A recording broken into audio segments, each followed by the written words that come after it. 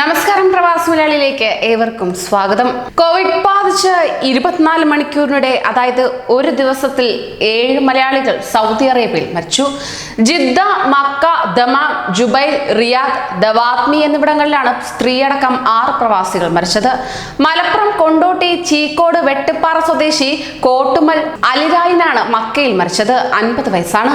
മക്കയിൽ മസ്ജിദുൽ ഹറാമിനടുത്ത് ഹോട്ടലിൽ ജീവനക്കാരനായിരുന്നു. കൊല്ലം പാതാരം ഇരവിച്ചിറ പടിഞ്ഞാറ് സ്വദേശി മുകളയ്യത്ത് പുത്തൻ വീട്ടിൽ നാണു ആചാര്യയുടെ മകൻ രാജുവാണ് ജുബൈലിൽ മരിച്ചത്. പ്രായം 56. ജുബൈൽ ജനറൽ ആശുപത്രിയിൽ ചികിത്സയിൽ കഴിയുകയായിരുന്നു ഇദ്ദേഹം.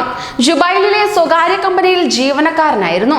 മലപ്പുറം മഞ്ചേരി മഞ്ഞപ്പറ്റ സ്വദേശി ഡൊമിനിക്കാണ് ദവാത്മിയിൽ മരിച്ചത്. പ്രായം 38.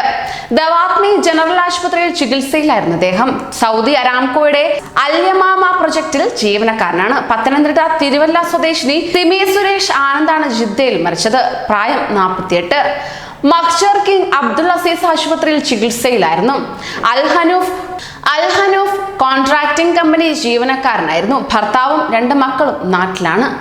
എറണാകുളം അങ്കമാലി കറുകുറ്റി സ്വദേശി തറയിൽ സാബൂട്ടി മാത്യു ആണ് റിയാദിൽ തിങ്കളാഴ്ച പുലർച്ചെ മരിച്ചത്. റിയാദിൽ 10 വർഷമായി പ്രവാസിയായ ഇദ്ദേഹം സനായിയിൽ വാഹന പാർക്ക് ഷോപ്പ് നടത്തുകയായിരുന്നു. റിയാദിലെ സ്വകാര്യ ക്ലിനിക്കിൽ ചികിത്സ തേടിയിരുന്നു.